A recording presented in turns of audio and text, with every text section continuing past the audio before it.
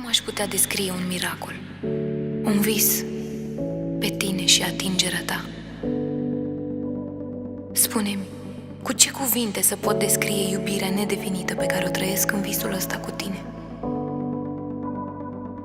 Datorită ei simt iar că trăiesc un vis și nu sunt singur aici, în visul ăsta. Spune-mi, e ceva extraordinar ce se întâmplă în visul ăsta. Trăiesc un miracol pe care doar ochii mei îl pot vedea.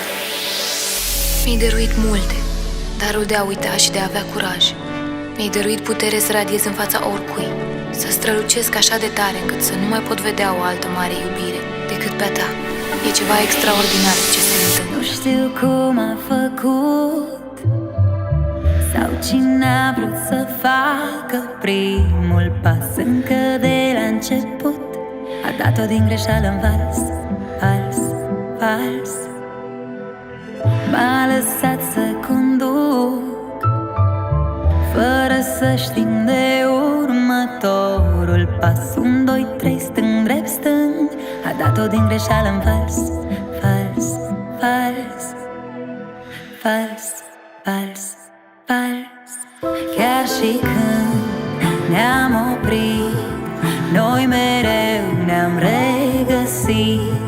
Dar când aud muzica, mă omoară liniștea. Dansând cu ea, numai cu ea, mi-am auzit